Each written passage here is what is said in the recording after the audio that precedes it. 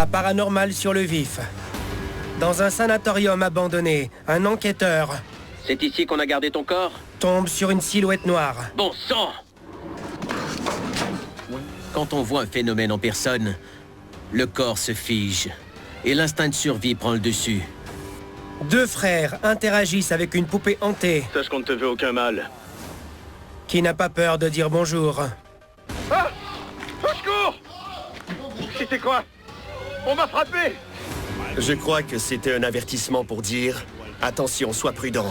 Tu n'es peut-être pas prêt pour ce qui t'attend. » Dans l'Oregon, un conducteur de motocross C'est devenu silencieux d'un seul coup. se retrouve nez à nez avec une créature terrifiante. J'ai tout de suite pensé que j'avais un monstre en face de moi. Et d'autres images paranormales qu'il faudra voir. Pour y croire. Qu'est-ce qui se passe?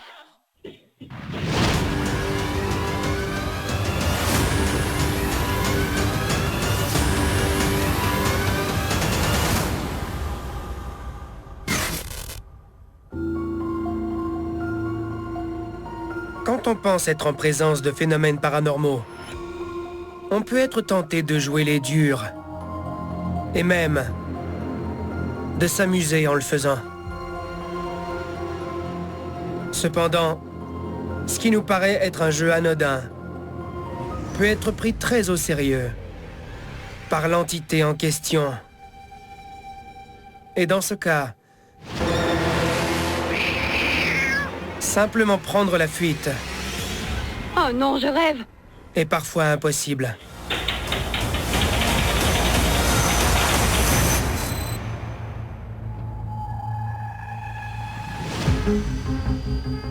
Septembre 2023, à Erie, en Pennsylvanie.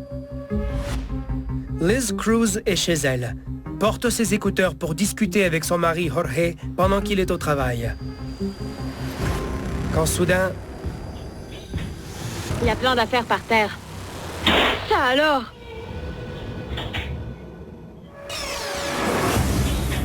une porte claque violemment, Ça alors? comme poussée par une force invisible. Oh non, je rêve! Liz panique. Et ça ne fait que commencer.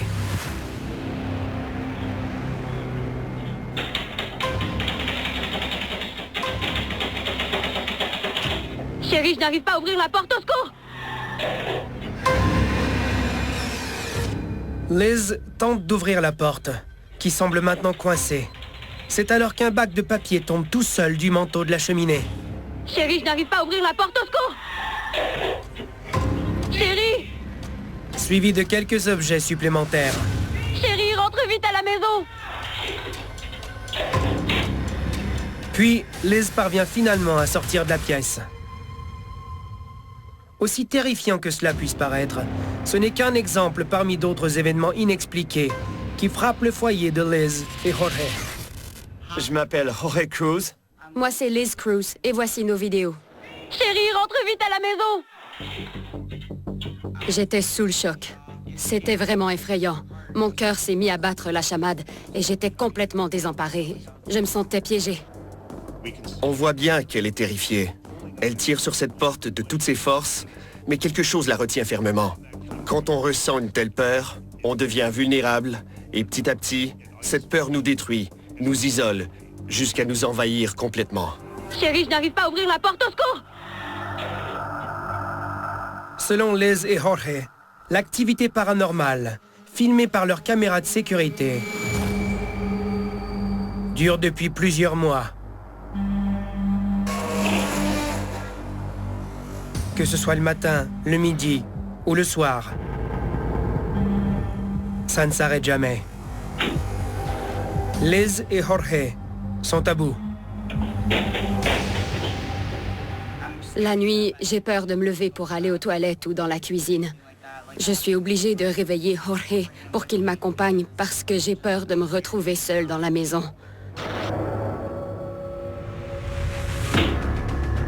Il y a de toute évidence une force à l'œuvre dans cette maison. Avec la porte du réfrigérateur qui s'ouvre et se referme brusquement. Franchement, un fauteuil à bascule qui se balance tout seul, c'est terrifiant. Avez-vous vu? Bon sang, ça fait peur. J'ai commencé à m'inquiéter pour le couple quand j'ai vu la table se renverser. Un phénomène pareil ne peut être causé que par un esprit doté d'une force et d'une énergie hors du commun.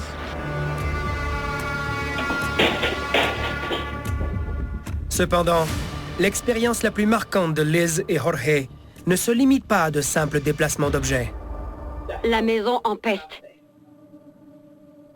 Il y avait une odeur horrible dans la maison quand je me suis réveillée. Ça sentait les œufs pourris. Tu as sorti la poubelle? Je n'y comprends rien, chérie. Les lumières clignotent. Je veux que ça s'arrête. Qu'est-ce qui se passe? Avez-vous vu? Regardez encore. Les lumières du salon commencent à clignoter. Et le crucifix qui se trouve derrière Liz se retrouve à l'envers. Je veux que ça s'arrête. Et glisse le long du mur. J'étais tellement terrifiée que je me suis enfuie en courant. La maison empeste. Un crucifix accroché au mur pivote et se retrouve à l'envers.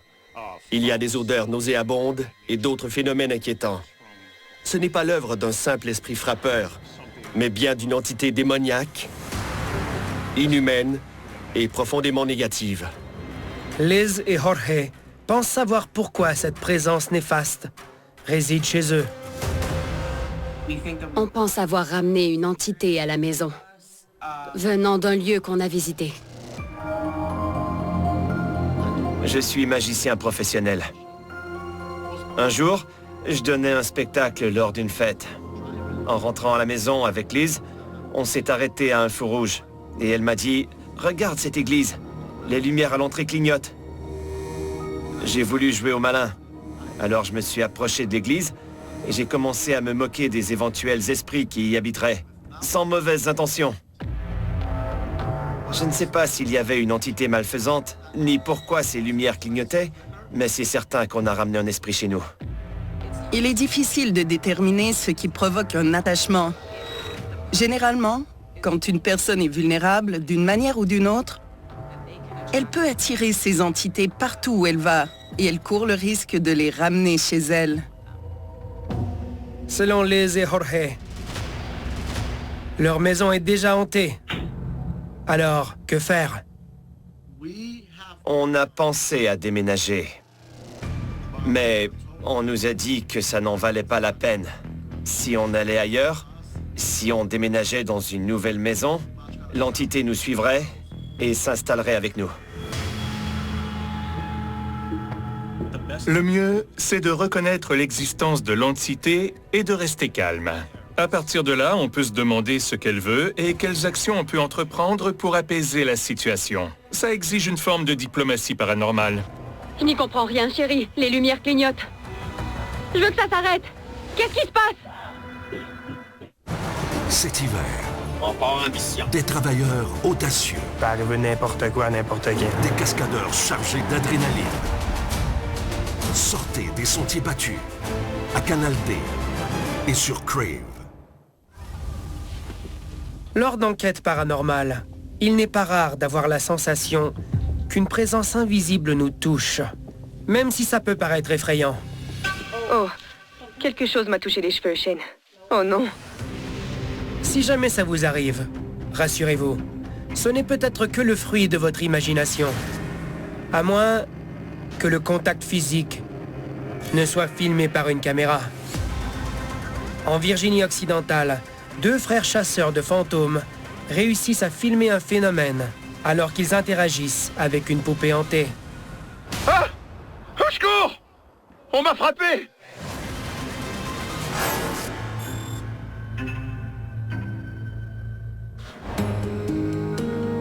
Septembre 2023, à Cameron, en Virginie occidentale. Les frères Josh et Sean Foreman, accompagnés de leur collègue Rocky, visitent le musée d'archives du paranormal et de l'au-delà. Ils y mènent une enquête sur l'un des objets les plus connus du musée. Une poupée hantée nommée Hope, que le musée a récupérée pour aider une famille en détresse.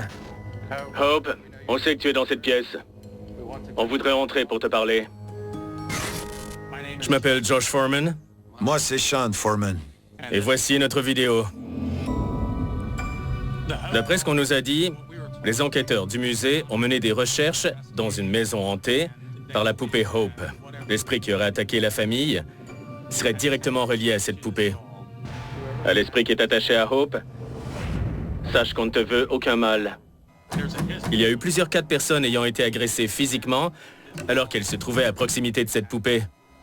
Des gens qui n'avaient rien à voir avec le paranormal, qui visitaient simplement le musée, qui se sont fait griffer ou toucher. Après leur départ, des choses se sont produites. Est-ce que tu peux t'adresser à nous? En général, je réagis bien face au paranormal. C'est très rare que des objets hantés me déstabilisent avant même que j'arrive sur les lieux. Mais les poupées, elles, me terrifient. Notre but, c'était simplement d'entrer dans le musée et de documenter tout ce qu'on pouvait en format audio et vidéo. On voulait comprendre pourquoi autant de négativité entourait cette poupée. Sean s'installe alors seul dans une pièce avec Hope et met en marche la boîte à esprit. Bon, ça commence bien. Peu importe la présence qui se trouvait dans ce musée, elle était intelligente et ouverte à la communication. Sean est sur le point de découvrir que communiquer avec l'au-delà peut prendre bien des formes. C'est difficile de dire si je te considère vraiment comme un fantôme. Quelque chose m'a touché la main. Sans blague. Une entité frôle la main de Sean. Est-ce que c'était toi? À ce moment-là, je me suis demandé combien de temps je pourrais encore tenir dans cette pièce. Je ne me sens pas en sécurité ici. J'ai l'impression que tu veux me blesser. J'ai déjà été touché lors d'une enquête.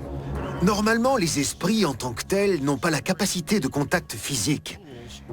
Ils n'ont pas de corps, ils ne sont pas solides. Alors comment peuvent-ils nous toucher? Le contact doit certainement passer par leur capacité de psychokinésie. C'est ça qui nous procure la sensation d'avoir été touchés. Pour que ça fonctionne, l'esprit doit réellement croire qu'il est en train de nous toucher. Il faut rester prudent lors de ce genre d'enquête. Mieux vaut laisser votre énergie basée sur la peur à la porte, parce que les esprits se nourrissent de ce qu'ils trouvent en nous et renvoient ce qu'ils arrivent à puiser. Alors si notre énergie est fondée sur la peur, ils s'en alimenteront et nous la renverront directement. L'énergie émanant de Sean repose bel et bien sur la peur, parce qu'elle prend une ampleur exponentielle quand le conservateur du musée, Steve Hummel, sort Hope de sa boîte. Quand Steve a sorti Hope de sa vitrine, c'est devenu infernal. Alors que Sean fait de nouveau cavalier seul, soudain... Ah! Au secours! C'était quoi? On m'a frappé! Bon sang! Film, je vais voir. Hey! Qu'est-ce qui se passe ici? Quelque chose m'a donné un coup dans le dos. Une entité le frappe encore dans le dos. Mais cette fois, il a une preuve à l'appui. La caméra installée dans une pièce voisine a tout filmé. Ah! Au secours! C'était quoi? On m'a frappé! Regardez encore. Cette image a grandi. Ah! Au secours! C'était quoi? Le bas de son t-shirt semble se faire tirer par quelqu'un ou par quelque chose. J'ai déguerpi. J'ai pris la fuite. J'ai pris mes jambes à mon cou. Ah! Au secours! C'était quoi? On m'a frappé! J'ai déjà eu la sensation qu'on tirait mon t-shirt. C'est une expérience très étrange. Au début, on n'y croit pas. Ensuite, on se demande pour quelle raison ça s'est produit. Ça ressemblait à un signal. Je crois que c'était un véritable avertissement. Comme pour dire, attention, sois prudent. Tu n'es peut-être pas prêt pour ce qui t'attend. C'est pour cette raison que Sean décide... Ça alors? De conclure l'enquête. Je pense que j'avais trop peur pour rester là-bas plus longtemps. Il fallait absolument que je remette de l'ordre dans mes idées. Mais pour les deux frères, ce n'est que le début.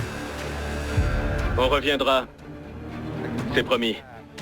Dans la vidéo, on pouvait réellement voir l'entité l'attaquer dans le dos et tirer son t-shirt. Ah! Au secours! C'était quoi? On trouve que ces phénomènes sont captivants, parce qu'ils confirment qu'un esprit habite cette poupée. Ah! Au secours! C'était quoi? On m'a frappé! Bon sang! Tout ce qui est lourd et volumineux, on l'emporte en camion pendant la période hivernale. Ici, c'est la météo qui décide si ça passe ou ça casse. Ça serait trop facile, tout le monde le ferait. Convoi du Nord, mardi 19h, à Canal D. Des études démontrent que les sports de plein air sont extrêmement bénéfiques, autant pour la santé physique que mentale. Cependant, il faut bien l'admettre, tous ces bienfaits peuvent être anéantis en un instant si l'inattendu se produit. Et on ne parle pas seulement d'une chute soudaine ou d'une rencontre avec un animal sauvage. Au cœur des bois, la nature abrite aussi des phénomènes contre lesquels seule la chance peut nous protéger. Surtout, c'est devenu silencieux d'un seul coup. Quand on est seul.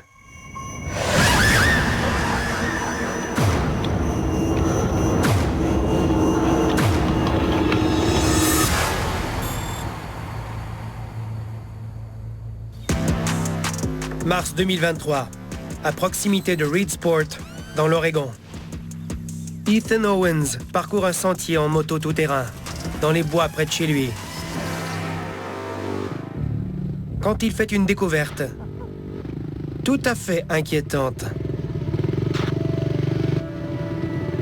Plutôt macabre. Il tombe sur des eaux d'origine inconnue, décharnées et éparpillées sur le sentier. Ethan décide de continuer son chemin, mais il se retrouve bloqué par un arbre mort. J'imagine que la plupart des gens s'arrêtent ici. Mais si je ne continue pas, je ne saurai jamais ce qui se cache de l'autre côté. C'est là-bas que se trouve le véritable trésor. Toutefois, l'élan exploratoire d'Ethan... Je ne peux pas rater ça. S'éteint rapidement.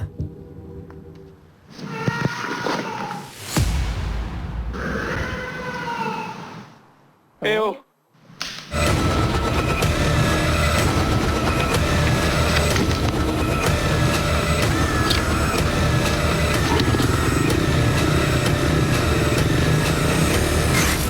Je m'appelle Ethan Owens et voici mes vidéos. Je parlais à la caméra quand j'ai entendu une voix au loin. J'ai scruté les alentours et elle a retenti de nouveau. C'est alors que j'ai entendu bouger dans les broussailles. J'ai eu vraiment peur.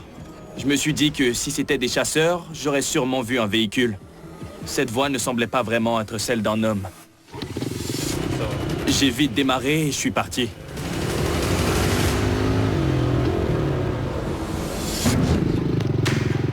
Pourtant, 4 mois plus tard...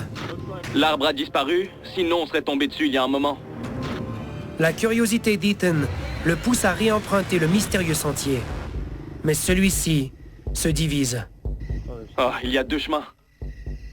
Bon sang, ce sentier est interminable.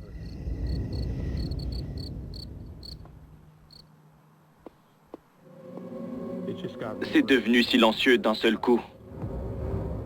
Regardez bien.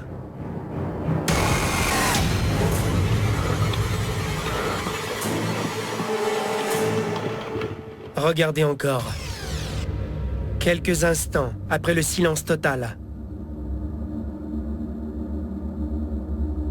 C'est devenu silencieux d'un seul coup. Une silhouette semble fixer Ethan droit dans les yeux.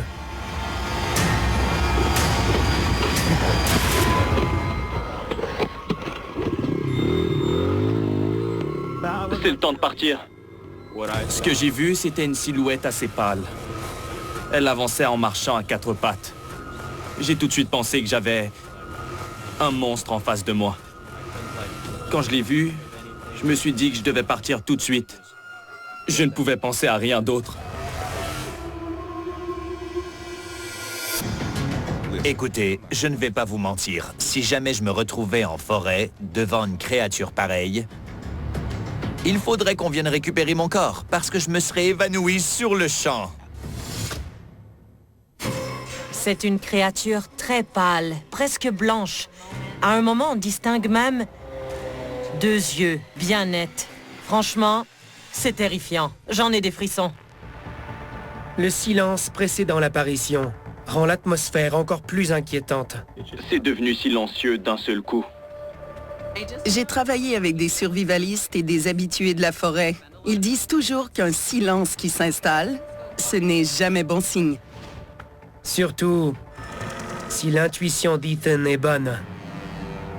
Le terme que je préfère utiliser pour décrire cette créature, c'est le Skinwalker, parce qu'il décrit bien son apparence. C'est comme une très grande masse de peau qui marche vers nous. C'est pour ça que j'aime bien l'appeler comme ça. Le Skinwalker vient d'une légende Navajo. C'est un sorcier capable de se transformer en tout ce qu'il désire, de n'importe quelle taille et sous n'importe quelle forme. Cette créature commence sa métamorphose sous forme humaine, puis prend une apparence de plus en plus animale, jusqu'à se transformer en un animal à part entière. Elle peut imiter les sons émis par les humains, comme celui d'une personne en détresse. Elle attire ainsi des gens persuadés de porter secours, des bons samaritains venant en aide à une personne. Et bien sûr, ceux-ci finissent par y laisser leur vie.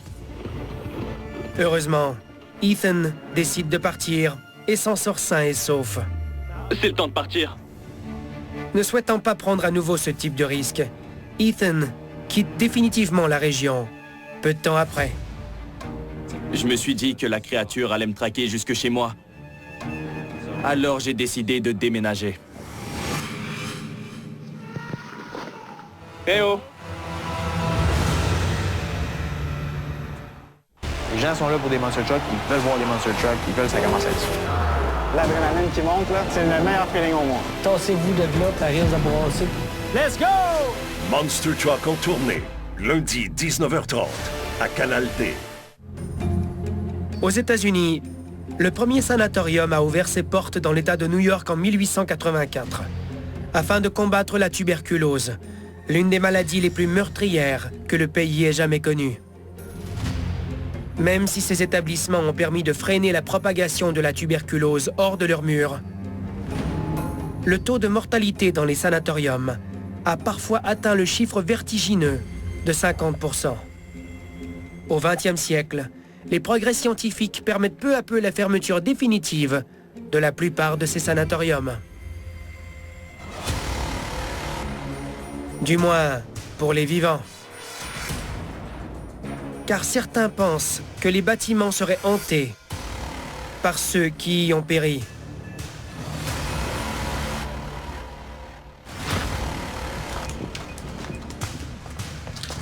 Dans le Dakota du Nord, un enquêteur du paranormal ayant exploré un sanatorium abandonné peut en témoigner.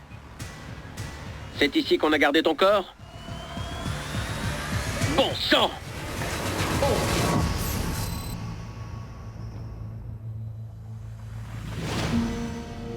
Juillet 2023, à Dunseith, dans le Dakota du Nord. On arrive bientôt. Ian Sean Crandall se dirige vers le sanatorium de Sanhaven, un hôpital abandonné au passé sinistre. On y est. Mon cœur bat à toute vitesse. Je n'en reviens pas. Je m'appelle Ian Sean Crandall et voici ma vidéo. Regardez-moi ça. Sanhaven est un endroit terrifiant, pour tout un tas de raisons. Ce lieu porte des années d'histoires tragiques. Des patients y ont passé leurs derniers jours. Et le bâtiment est complètement en ruine. D'ailleurs, il est dangereux à explorer. Il y a des trous, on risque de tomber. Sans parler des phénomènes paranormaux qui s'y dérouleraient. C'est vraiment effrayant.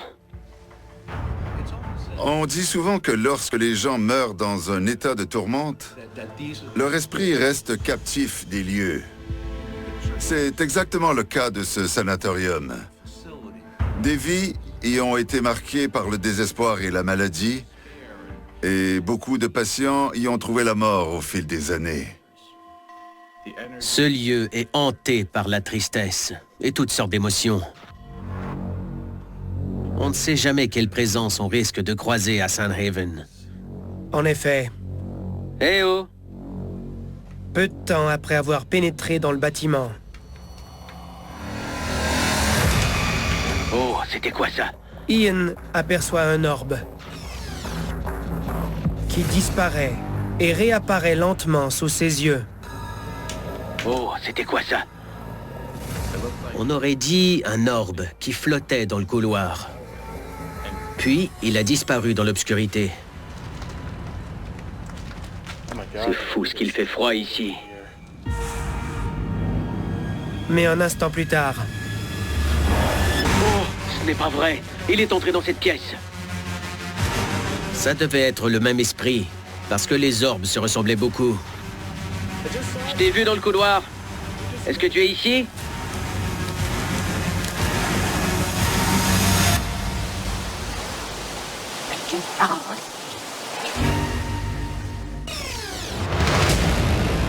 Écoutez très attentivement. Une voix semble interpeller Ian.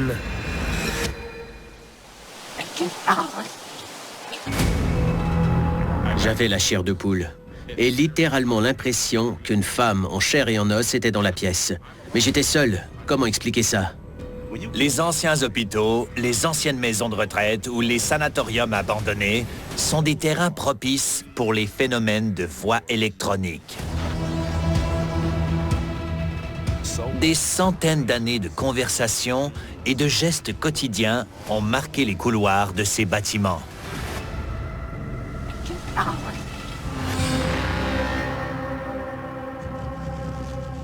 Quant à la prochaine destination de Ian, elle semble n'avoir abrité que très peu, voire aucune conversation. Bon. On va se diriger vers la morgue, qui se trouve juste derrière cette embrasure. J'allais donc entrer dans la morgue, qui est réputée pour être l'un des endroits les plus effrayants du bâtiment.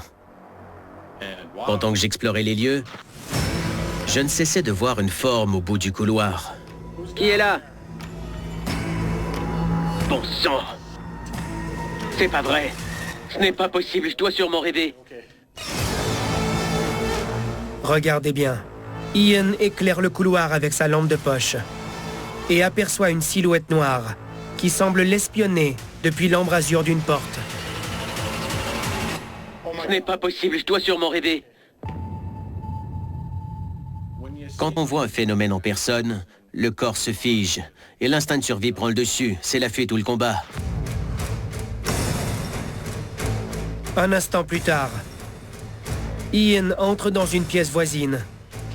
C'est ici qu'on a gardé ton corps? Oh, qu'est-ce que c'est?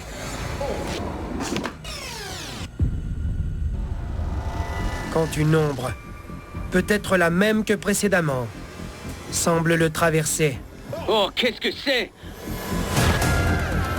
J'avais la sensation d'être poursuivi. À ce moment-là, j'étais à bout et j'ai pris la fuite.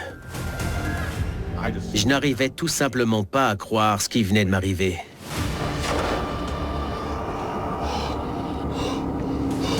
La situation aurait pu vraiment mal tourner.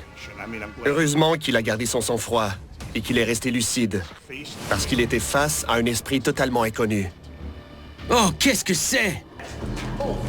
Cette dernière expérience pousse Ian à quitter le bâtiment. Alors là, il est hors de question que je retourne là-dedans. Oh non! Sandhaven, c'est l'un des endroits les plus hantés au monde, selon moi. C'est ici qu'on a gardé ton corps? Oh, qu'est-ce que c'est? Ça n'a pas été facile, mais il n'y a rien de facile dans la mécanique. C'est sûr que notre travail, là, il est quand même très dangereux. Ici, le travail ne finit jamais. Quand on a un appel de même, c'est le fun parce que l'adrénaline monte. Fermont, mardi 19h30, à Canal D. Aux États-Unis, la fête nationale du 4 juillet rime avec barbecue dans le jardin, escapade à la plage. Mais c'est surtout une occasion pour admirer des feux d'artifice. Sous l'éclat de ces spectacles lumineux se cache parfois l'inattendu, si l'on prend le temps d'observer. C'est précisément ce que découvre un homme dans le Michigan, en filmant une scène qui donne un tout nouveau sens aux lueurs rouges des feux d'artifice de la fête nationale.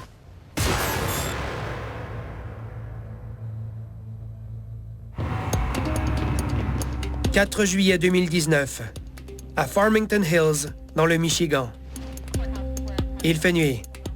Race Robinson regarde tranquillement la télévision chez lui, quand les bruits de la fête de l'indépendance l'attirent à l'extérieur. Toutefois, il ne voit pas de feux d'artifice, mais des ovnis. Il aperçoit 2 groupes de sphères orangées. 2 à gauche et 3 à droite. Il n'avait encore jamais été témoin d'un tel spectacle. Je m'appelle Race Robinson et voici ma vidéo. J'entendais détonner les feux d'artifice dehors. J'étais curieux, alors je suis sorti pour les observer. Au début, j'ai cru apercevoir des lanternes chinoises dans le ciel. Mais en y repensant, c'était impossible. La lumière des lanternes chinoises vacille, comme une flamme.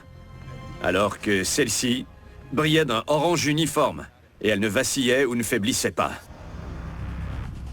J'ai zoomé et j'ai dézoomé avec ma caméra pour avoir une meilleure vue, et j'en suis arrivé à la conclusion que ce n'étaient ni des drones, ni des hélicoptères, ni des fusées de signalisation. Ces sphères lumineuses se déplaçaient vers le nord, alors que le vent lui-même soufflait du nord. Le fait qu'elles allaient contre la direction du vent m'a paru vraiment étrange. Quand on observe de tels objets dans le ciel, que ce soit le 4 juillet ou non, il faut se rendre à l'évidence. Il ne s'agit ni de feux d'artifice, ni de ballons, ni de drones, ni d'avions commerciaux. Selon moi, il est impossible que ce soit des lanternes célestes. Ces ovnis se déplacent contre la direction du vent et avancent en formation triangulaire. Ils maintiennent leur position comme s'il s'agissait d'un seul et même gros objet. On sait à quoi ça ressemble, des feux d'artifice, des drones et des lanternes. On sait généralement reconnaître tout ce qui brille ou illumine le ciel lors d'une célébration. Et ça n'y ressemblait pas. Si ce n'est rien de tout cela, qu'est-ce que Race a vu au juste? À mon avis, c'est une présence extraterrestre qui vient d'ailleurs. J'aime penser que ce sont des anges qui nous observent ou nous protègent, qui veillent sur nous et nous préservent de nous-mêmes. C'est ce que j'aime croire. Peut-être bien. À moins que ces entités ne viennent pas à notre secours, mais qu'elles soient plutôt attirées par nos lumières de célébration. Les feux d'artifice sont un signal universel qui envoie un message du style « Regardez ici ». Les fusées éclairantes ne sont que de mini-feux d'artifice qui attirent les regards afin de retrouver quelqu'un en détresse. J'imagine bien les extraterrestres là-haut se demander quel jour on est et s'exclamer « Tiens, c'est le 4 juillet, regardez toutes ces lumières, allons voir ça de plus près ». Peu importe l'origine de ce phénomène, Race en est persuadé. Ce qu'il a vu vient d'ailleurs. Je suis convaincu qu'il existe une forme de vie extraterrestre, comme une présence interdimensionnelle venue d'une autre galaxie ou d'une autre planète. Ou bien, comme certains le pensent, une entité qui serait déjà parmi nous, presque indiscernable des êtres humains. Je crois fermement au paranormal, et encore plus aujourd'hui, parce que j'ai été témoin de l'inexplicable.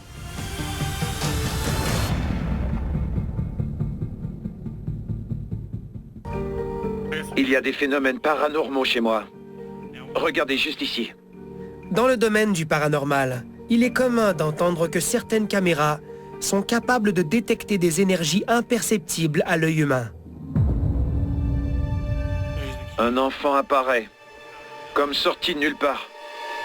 suivi d'un chien. Bien qu'on pourrait croire que ces caméras sont plus fiables que la perception humaine, il n'en est rien. Dans certaines conditions ou dans un contexte particulier, notre état d'esprit peut nous permettre de percevoir des phénomènes qu'aucune technologie ne saurait capter.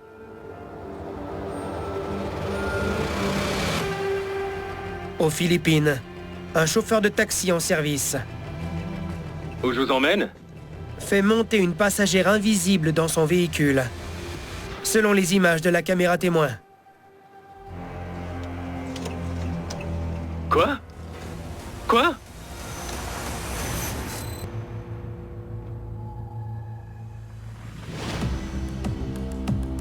Septembre 2023, à Baguio, aux Philippines. Il est environ 3 heures du matin, quand le chauffeur de taxi Jericho Gapus s'arrête pour prendre ce qu'il croit être une nouvelle cliente. Où je vous emmène? Scott Barrio? Très bien. Regardez encore. Aucune présence n'apparaît à l'écran.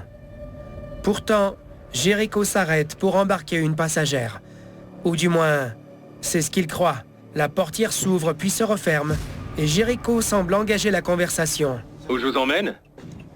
Scott Barrio? Très bien. Mais il n'y a personne. Ce n'est qu'en jetant un coup d'œil dans le rétroviseur, une trentaine de secondes plus tard, que Jericho réalise qu'il est seul à bord. Quoi? Quoi? Quoi? Quoi? Il n'y a personne. J'ai pris un fantôme dans mon véhicule. Alors, que se passe-t-il exactement ici? La portière s'ouvre. Il jette un regard par-dessus son épaule et semble s'adresser à sa passagère potentielle. Où je vous emmène? Cependant, aucune silhouette n'apparaît à l'écran.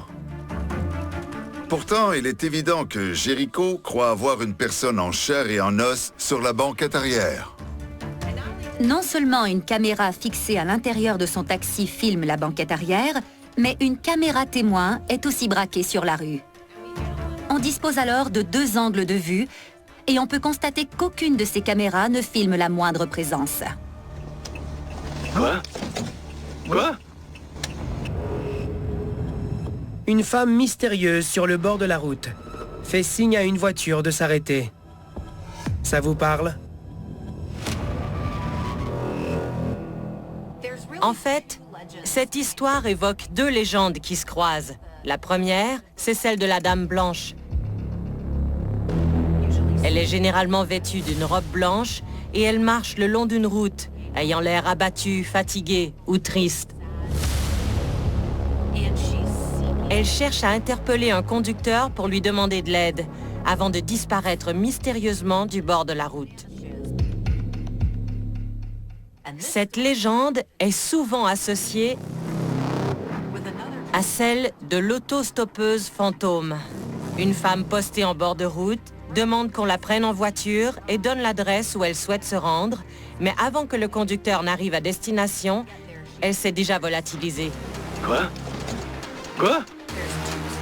Ici, les 2 récits s'entremêlent pour former un phénomène légendaire classique et universel, connu à travers le monde. Il n'y a personne. J'ai pris un fantôme dans mon véhicule. Quoi qu'il en soit, Ça alors? pourquoi n'apparaît-elle pas en vidéo? D'habitude, on ne perçoit rien sur le moment, puis en revoyant les images, on découvre un phénomène étonnant. Ici, c'est tout l'inverse. Cet homme a vu quelqu'un que la caméra n'a pas filmé. Scott Barrio? Très bien. C'est comme si tout se passait dans son esprit.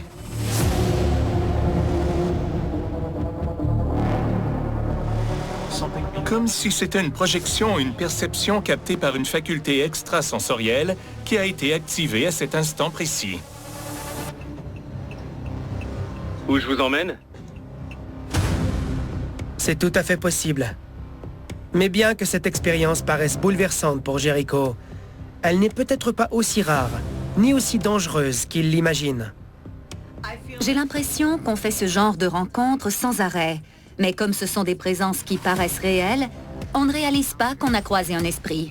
Je sais bien qu'on ne connaît pas ces entités, mais tant qu'on ne les provoque pas, il y a de fortes chances que l'échange reste respectueux. Quoi? Il n'y a personne?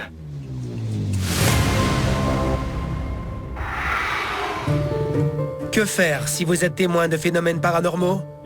C'est devenu silencieux d'un seul coup. Voici quelques conseils pour les filmer. D'abord, vérifiez vos images. Ah! Au secours! C'était quoi? Et vérifiez-les. Encore. Ensuite, faites attention à ce que vous apportez chez vous. Qu'est-ce qui se passe? Et soyez courageux. C'est ici qu'on a gardé ton corps? Mais pas inconscient. Oh, qu'est-ce que c'est?